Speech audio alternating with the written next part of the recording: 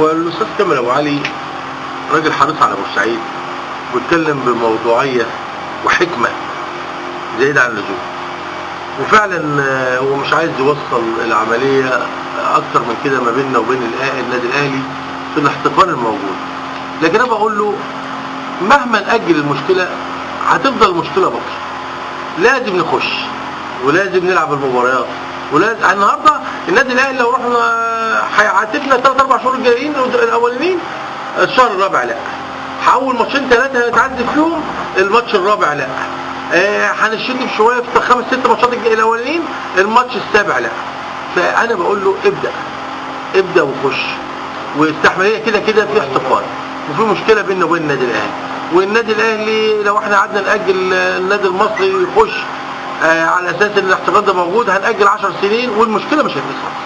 المشكله هتخلص لما نواجهها يا استاذ. كل المشاكل دي وارد الاتوبيس هيتكسر، وارد ان يحصل اعتداءات، وارد ان يحصل الفاظ غير عاديه موجوده، وارد.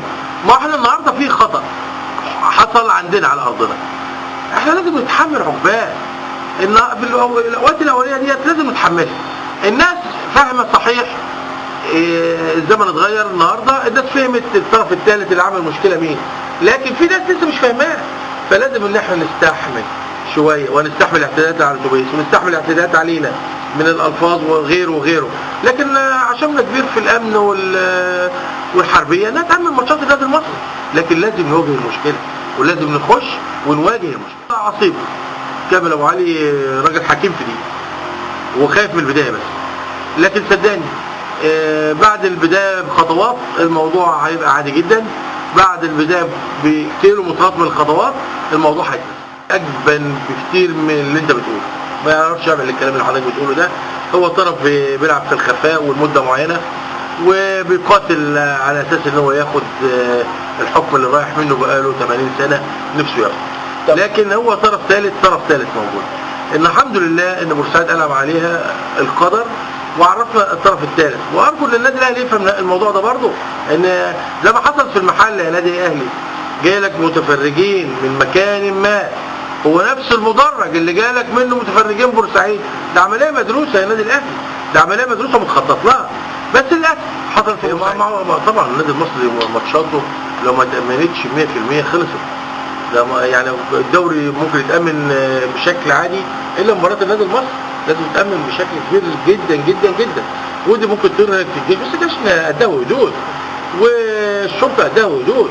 لكن انا بسطني جدا حاجه ثانيه، ان الناس النهارده شايطه على كامل ابو علي وتقول لي القرار مش القرار. لا، احنا عايزين نشكره ونقول له ايه، متشكرين ان انت خايف علينا. كامل ابو علي خايف على النادي المصري وعلى جماهيره، بس يا استاذ كامل احنا معاك، لازم نتصدى للمشكله دي ولازم نواجهها ولازم تتواجه، واحنا متشكرين انك انت خايف على اللي بيجمع هيجمع.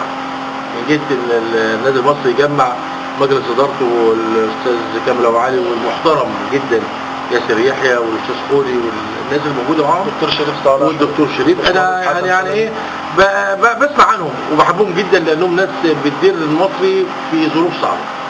لكن انا اقول ايه، هم قدها ان هم يعملوا، حتى لو ما عملوش الفرقه الكامله اللي تنافس، خلينا نعمل فرقه تتواجد والسنه الجايه نعمل الفرقه اللي تنافس.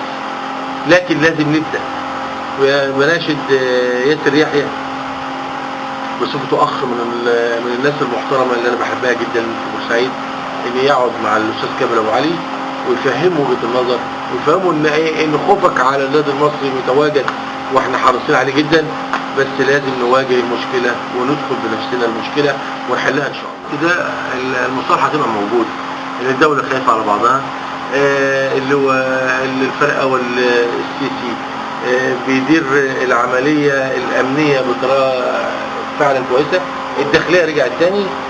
اللي زادها بقى جميل ان الوزير الموجود دلوقتي وزير الناس كلها عارفاه، طاهر ابو زيد طول عمره فاعل للخير، طاهر ابو زيد طول عمره راجل بناء، طاهر ابو زيد قد المشكله دي وقدها بكتير جدا ان يقدر يحلها. وانا واثق ان اول ما عرفت ان اللي ماسك وزير الرياضه كابتن طاهر ابو زيد، عرفت ان مشكله الاهلي ومصر هتتحل، لان طاهر ابو زيد قدها.